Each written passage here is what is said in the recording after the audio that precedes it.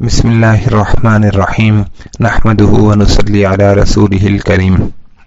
کفار کا جھوٹا پروپیگنڈا کہ اسلام بزور شمشیر پھیلا ہے۔ جہاد لوگوں کو جبراً مسلمان بنانے کے لیے نہیں بلکہ اسلام کی عزت اور ناموس کی حفاظت کے لیے ہے، اور دنیا کی کوئی قوم اور عالم کا کوئی مذہب بغیر حکومت کے اپنی حفاظت نہیں کر سکتا۔ مخالفین اسلام آسمان اور زمین کو سر پر اٹھائے ہوئے ہیں اور زبان اور قلم سے یہ ڈھنڈورا پیٹتے ہیں کہ اسلام بزور شمشیر پھیلا۔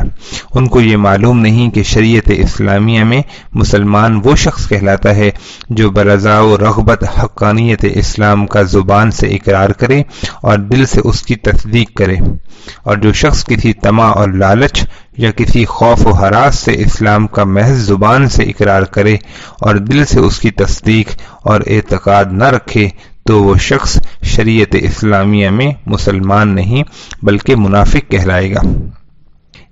نیز تاریخ شاہد ہے کہ صحابہ کرام رضوان اللہ علیہم اجمعین کا کفار مکہ کے ہاتھ سے مسلسل 13 سال تک طرح طرح کے مصائب و آلام برداشت کرنا، ماں باپ، خویش و اقارب سب کو اسلام کی خاطر چھوڑنا، اس امر کی واضح اور روشن دلیل ہے کہ انہوں نے اسلام کو برضا و رغبت قبول کیا تھا، اور اسلام کی حلاوت اور شیرینی ان کے دلوں میں ایسی اتر چکی تھی جس نے دنیا کے تلخ سے تلخ مصائب کو شیریں اور لذیذ بنا دیا تھا، اور اتنا لذیذ بنایا کہ جان و مال سب ہی اس پر قربان کر ڈالا۔ مخالفین اور معترضین ذرا بتلائیں تو صحیح کہ جو شے بجبر و اکراہ اور گردن پر تلوار رکھ کر منوائی جاتی ہے، کیا اس کی یہی شان ہوتی ہے؟ حضرت صلی اللہ علیہ وآلہ وسلم نے جس وقت نبوت کا اعلان فرمایا اور لوگوں کو اسلام کی دعوت دی، اس وقت تنہا تھے، کوئی حکومت اور سلطنت آپ صلی اللہ علیہ وآلہ وسلم کے پاس نہ تھی، نہ ہاتھ میں کوئی تلوار تھی جس سے ایمان نہ لانے والوں کو ڈراتے ہوں۔ غیروں کا تو کیا ذکر، کنبہ اور خاندان جو انسان کا حامی اور مددگار ہوتا ہے وہی آپ صلی اللہ علیہ وسلم کا جانی دشمن اور خون کا پیاسا ہو گیا تھا۔ ظلم و ستم کی کوئی نوع اور کوئی قسم ایسی باقی نہ چھوڑی کہ جس کا آپ صلی اللہ علیہ وآلہ وسلم پر اور آپ صلی اللہ علیہ وسلم کے اصحاب پر تجربہ نہ کیا ہو۔ اگر وحی ربانی آپ صلی اللہ علیہ وسلم کی تسلی اور دلاسا نہ کرتی تو پھر ان مصائب کا تحمل تقریباً ناممکن تھا۔ ایسی حالت میں کیسے جبراہ و اکراہ ممکن ہے؟ بعثت کے بعد مکہ مکرمہ میں 13 سال آپ صلی اللہ علیہ وسلم کا قیام رہا۔ اسی زمانے میں اور اسی حالت میں صدہا قبائل اسلام کے حلقہ بگوش ہوئے۔ حضرت ابو ذر رضی اللہ تعالیٰ عنہ شروع ہی زمانے میں مسلمان ہوئے، اور جب واپس آئے تو ان کی دعوت سے نصف قبیلہ غفار مسلمان ہو گیا۔ ہجرت سے قبل 83 مرد اور 18 عورتوں نے کہ جو مشرف با اسلام ہو چکے تھے، کفار مکہ کی ایذاؤں سے تنگ آ کر حبشہ کی طرف ہجرت کی۔ نجاشی شاہ حبشہ جعفر طیار رضی اللہ تعالیٰ عنہ کی تقریر سن کر مشرف با اسلام ہوا۔ ہجرت سے قبل مدینہ کے 70 آدمیوں نے مقام منی میں آپ صلی اللہ علیہ وسلم کے دست مبارک پر بیعت کی۔ مصعب بن عمیر رضی اللہ تعالیٰ عنہ کے وعظ سے ایک ہی دن میں تمام قبیلہ بنی عبد اشہل مدینہ منورہ میں مشرف با اسلام ہوا۔ بعد ازاں باقی ماندہ انصار بھی مشرف با اسلام ہو گئے۔ یہ سب قبائل جہاد کا حکم نازل ہونے سے پہلے ہی مسلمان ہوئے، اور ابو بکر صدیق رضی اللہ تعالیٰ عنہ اور فاروق اعظم رضی اللہ تعالیٰ عنہ اور عثمان غنی رضی اللہ تعالیٰ عنہ اور حضرت علی ابن ابی طالب رضی اللہ تعالیٰ عنہ، جنہوں نے 4 دانگ عالم میں اسلام کا ڈنکا بجایا، یہ بہادران اسلام بھی آیت جہاد و قتال کے نازل ہونے سے پہلے ہی اسلام کے حلقہ بگوش بن چکے تھے۔ نجران اور شام کے نصارہ کو کس نے مجبور کیا تھا کہ وہ بطور وفد آپ صلی اللہ علیہ وسلم کی خدمت میں حاضر ہوں اور اسلام قبول کریں؟ ہر طرف سے وفود کا تانتا بندھا ہوا تھا۔ وفود آپ صلی اللہ علیہ وسلم کی خدمت میں حاضر ہوتے اور اسلام قبول کرتے۔ جبر تو درکنار، آپ صلی اللہ علیہ وسلم نے تو ان کے بلانے کے لیے کوئی قاصد بھی نہیں بھیجا تھا، جیسا کہ آئندہ چل کر وفود کے بیان سے معلوم ہوگا۔ سلاطین اسلام اگر لوگوں کو جبراً مسلمان بناتے یا اس قسم کی تدبیریں کرتے جو عیسائیت کے لیے کی گئیں اور کی جا رہی ہیں، تو کم از کم اسلامی حکومت میں تو کسی غیر مذہب کا وجود بھی باقی نہ رہتا۔ اگر اسلام جبر و اکراہ سے پھیلتا تو جبر و اکراہ سے اسلام لانے والے اسلام پر عاشق اور فریفتہ نہ ہوتے، اس لیے کہ جبر و اکراہ کا اثر ظاہر اور بدن پر ہوتا ہے، قلب پر نہیں ہوتا۔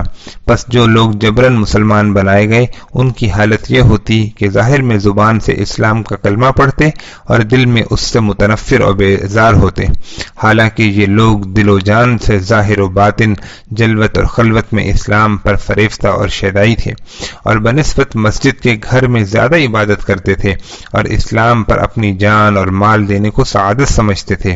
علاوہ ازیں شریعت اسلامیہ کا مسئلہ ہے کہ جو شخص محض لا الہ الا اللہ پڑھ لے اس کا قتل جائز نہیں۔ پس جس مذہب نے دشمن کے ہاتھ میں یہ سپر دے رکھی ہو کہ ایک مرتبہ زبان سے کلمہ پڑھ لینے پر فوراً چھوڑ دیے جاؤ گے، تو کیا وہ مذہب جبر و اکراہ سے پھیل سکتا ہے؟ جبر کی اس میں گنجائش ہی نہیں۔ ہر کافر تقیہ کر کے، یعنی اپنے اصل عقیدے کو چھپا کر کلمہ پڑھ کر قتل سے بچ سکتا ہے، اور پھر قدرت اور موقع پانے پر اپنے سابق مذہب کی طرف واپس لوٹ سکتا ہے۔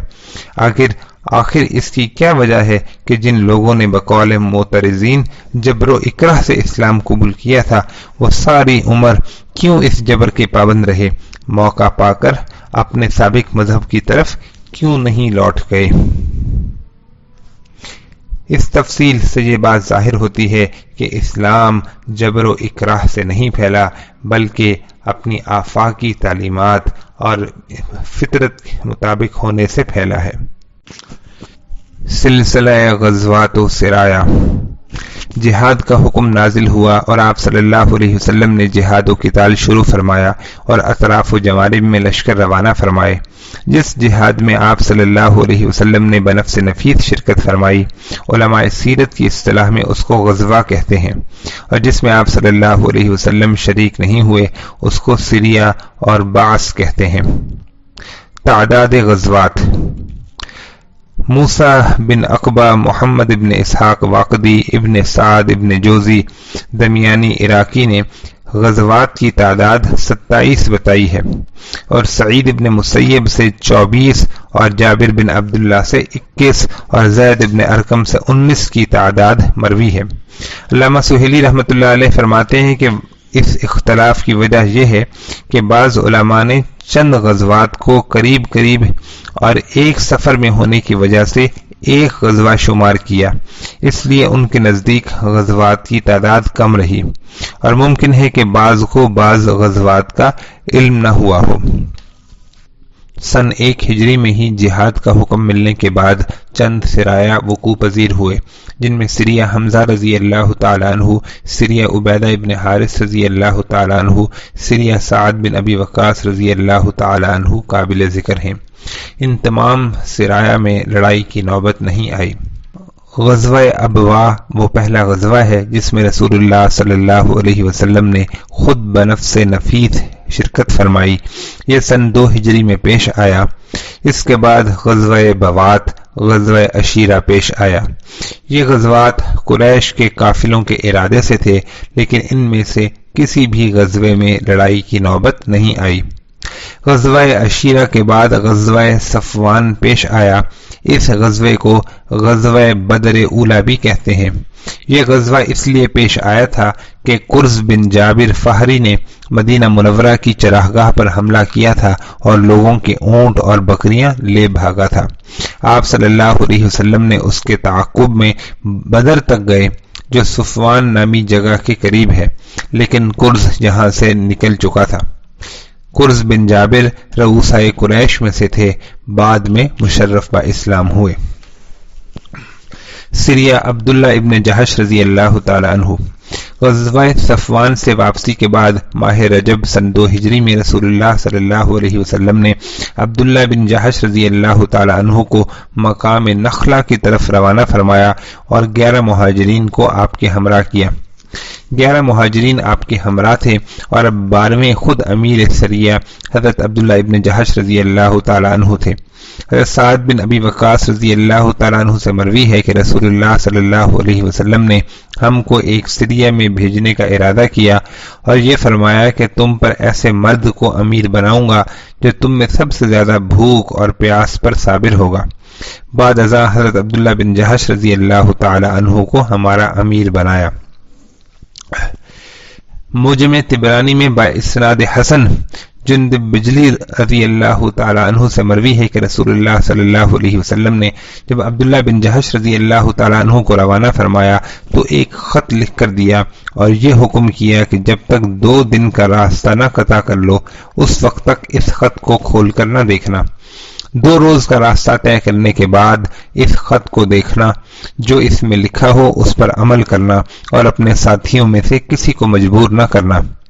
چنانچہ 2 روز کا راستہ طے کرنے کے بعد حضرت عبداللہ بن جہش رضی اللہ تعالیٰ عنہ نے آپ صلی اللہ علیہ وسلم کا والا نامہ کھول کر دیکھا تو اس میں یہ تحریر تھا کہ تم برابر چلتے جاؤ یہاں تک کہ مکہ اور طائف کے مابین مقام نخلہ میں جا کر اترو اور قریش کا انتظار کرو اور ان کی خبروں سے مطلع کرتے رہو۔ عبداللہ بن جہش رضی اللہ تعالیٰ عنہ نے اس تحریر کو پڑھ کر یہ کہا کہ میں نے آپ صلی اللہ علیہ وسلم کے حکم کو سنا اور اطاعت کی اور تمام ساتھیوں کو اس مضمون سے آگاہ کیا اور یہ بھی کہہ دیا کہ میں تم میں سے کسی کو مجبور نہیں کرتا، جس کو شہادت عزیز ہو وہ میرے ساتھ چلے۔ چنانچہ سب نے طیب خاطر سے آپ کی مرافقت یعنی آپ کے ساتھ جانے کو منظور کیا اور آپ کے ساتھ ہو گئے۔ راستے میں سعد رضی اللہ تعالی عنہ اور عتبہ رضی اللہ تعالی عنہ کا اونٹ راستے سے ہٹ کر کہیں چلا گیا، اس لیے یہ دونوں حضرات اونٹ کی تلاش میں پیچھے رہ گئے اور بقیہ حضرات نے مقام نخلہ پہنچ کر قیام کیا۔ قریش کا ایک تجارتی قافلہ شام سے مکہ واپس آ رہا تھا۔ اس دن رجب الحرام کی آخری تاریخ تھی۔ اس مہینے میں قتل و قتال حرام تھا۔ غرہ شعبان کے اشتباہ میں اس قافلے پر حملہ کر دیا۔ واقد بن عبداللہ نے قافلے کے سرکردہ عمر ابن حضرمی کے ایک تیر مارا جس سے وہ مر گیا۔ اس کے مرتے ہی قافلے والے سراسیمہ اور پریشان ہو کر بھاگ اٹھے اور مسلمانوں نے قافلے کے تمام مال و اسباب پر قبضہ کر لیا اور عثمان بن عبداللہ اور حکم بن کیسان کو گرفتار کر لیا۔ اس وقت تک تقسیم غنائم کے متعلق کوئی حکم نازل نہ ہوا تھا۔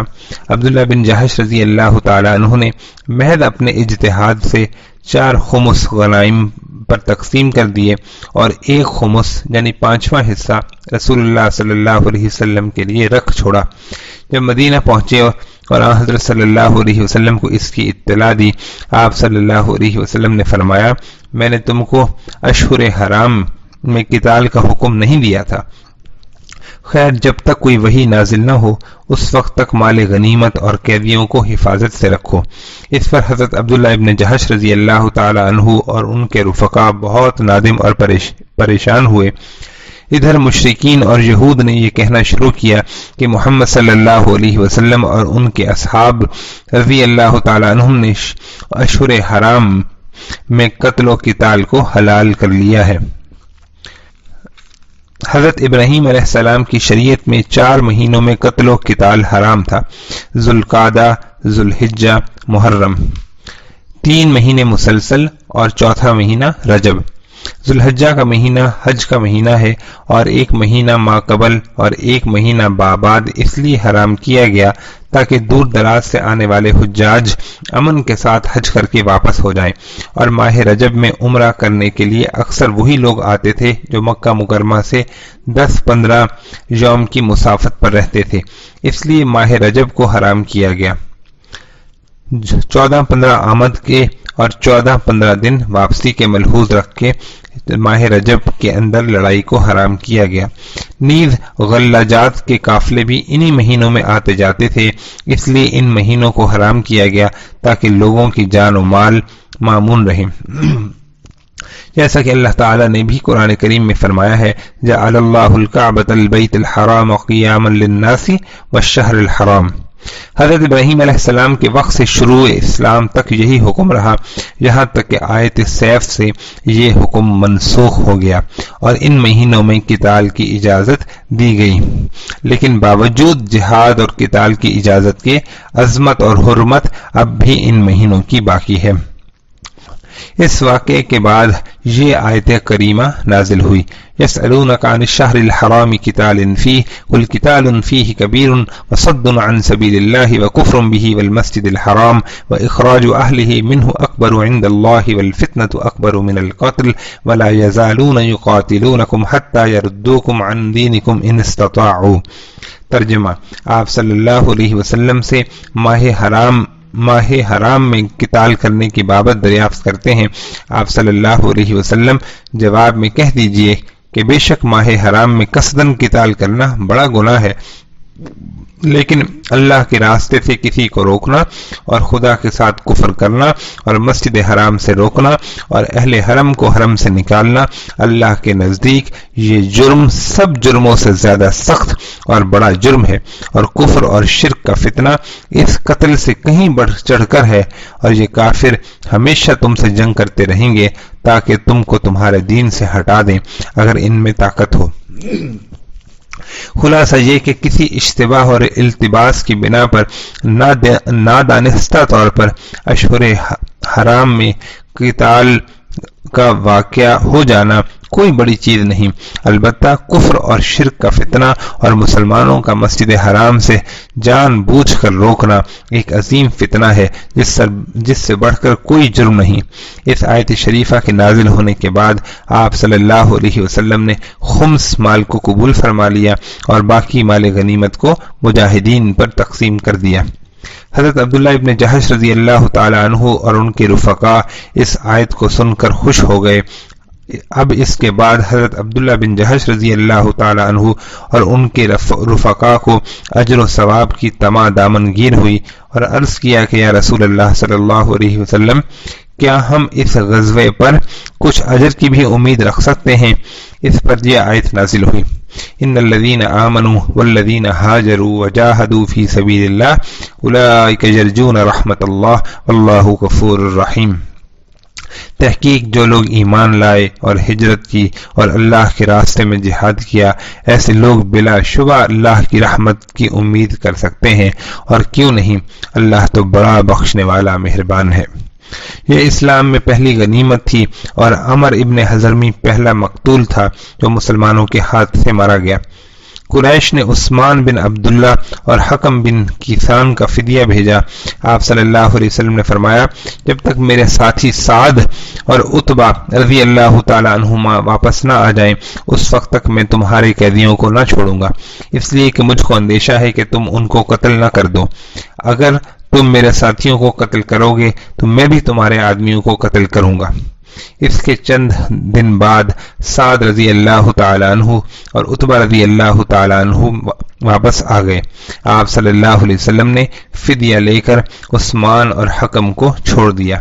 عثمان تو رہا ہوتے ہی مکہ واپس ہو گیا اور مکہ ہی میں جا کر کافر مرا، اور حکم بن کیسان مسلمان ہو گئے اور مدینہ ہی میں رہے یہاں تک کہ غزوہ بئر معونہ میں شہید ہوئے۔